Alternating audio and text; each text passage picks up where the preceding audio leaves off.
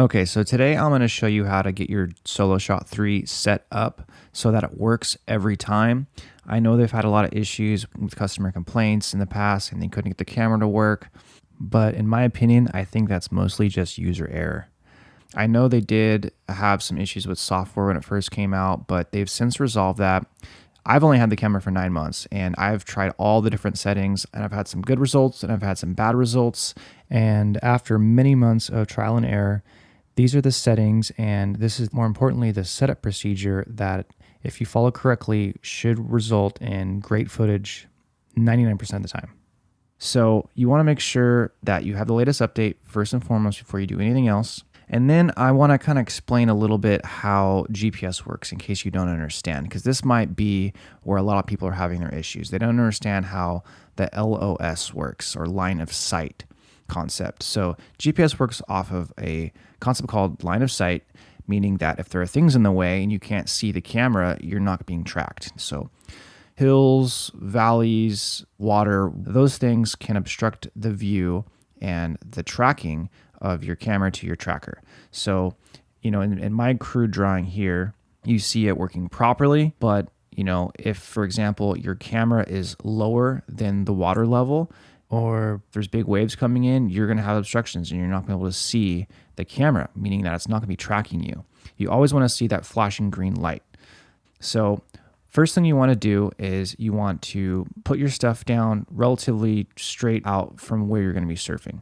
Once you do that, grab the tracker, grab your surfboard, bring it down to the water's edge, close enough to where the water won't rush up on your board. Turn the tracker on first, stick it on your board, right side up. This will give it time to warm up to get the GPS locator working. Go back to your camera and set it up.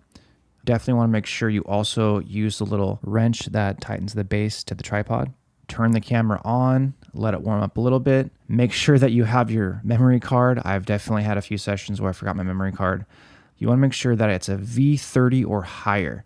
Now, the higher the V rating means it's able to process data faster, so it doesn't bottleneck. So the higher the V setting, the faster it'll process, meaning the more efficient it will run, meaning that it won't consume as much battery life. I also have a external battery I have hooked up to it, which extends the amount of time the base is able to record at by about 2 hours, which is really nice. Without it, you'll maybe get about 1.5 to 2 hours of recording max. I'll provide a link for all of these other accessories in the description.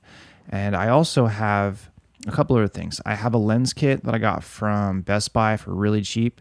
Highly recommended you get that because during different lighting conditions, you might want to use a darker filter. Also, it protects the lens on the camera. I also recommend getting this lens cleaning kit. It has a brush and this carbon cleaning tip that does a great job of keeping your lens nice and clean, because every time you surf, there's salt water in the air and it gets on the lens and it smudges it up, and you're not going to get as good quality of footage if it's dirty. So make sure you clean your lens every time you use it. Also, when you're looking at your settings, I always have mine on 4K because when you do your editing of your film, you want to be able to zoom in as far as possible. So the higher the setting, the more you can zoom in without it being pixelated. And because I have a good memory card with a lot of space, I can put a lot of data on there without having to worry about filling it up. I also keep the high wind OIS option on there. It's similar to the hyper smooth technology that the GoPro uses, if you're familiar with that. I found that it has a little bit smoother video when I have that option enabled. Also, when there is high wind, it works better. I also keep it on a tight frame of view, and I keep it in center and obviously water mode because I'm surfing. I never use any of the other settings. So they've got cinematic zoom and like zoom lock. I've tried those in the past and those don't work that well. So I just keep them off. And also I keep it at 5 seconds for the trajectory tracking. In case, again, there are obstructions or you're in a barrel or something, it'll follow the trajectory that you were heading. And then once you're back in frame, hopefully it'll keep up with you. So once you have it all set up, you want to go ahead and push continue for track. And it takes about 2 minutes, sometimes a little bit longer to get it going. It spins around a bunch of times. And again, I have found the best success at calibrating with the tracker on my surfboard at least 30 feet away from the actual camera itself. I've found that when the tracker gets too close to the base, the tracking doesn't work as well. It actually will throw it off. So even if you've got it set up and calibrated properly, if you bring the tracker too close to the camera, it messes it up. So I found that you keep the tracker always at least 30 feet away. That's why I leave it on my surfboard, close to the water's edge in front of me. And when it's finished, after spinning around a bunch of times, the camera should point right back at the tracker. You'll see the camera lens pop out a little bit.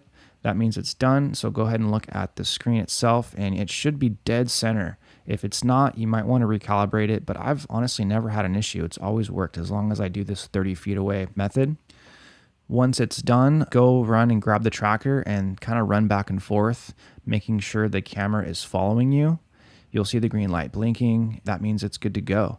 So go ahead and put the tracker on your arm and go out and surf.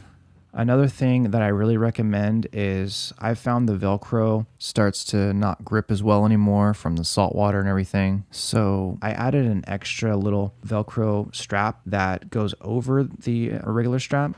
This is just a little extra protection so the strap itself doesn't ever pop off, because you want to lose this thing in the water, man. It's like $200 plus the strap. That little extra protection, helps you out. So in conclusion, if you follow these instructions in the exact order I put them in, you should have no problems and you should get great footage just like this.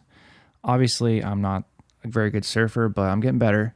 And this camera is helping me immensely with that. It's showing me what I'm doing wrong and areas that I need to improve in. So yeah, I highly recommend it. Go get yourself one. I have a promo code where you can get $100 off. I'll put the link in the description.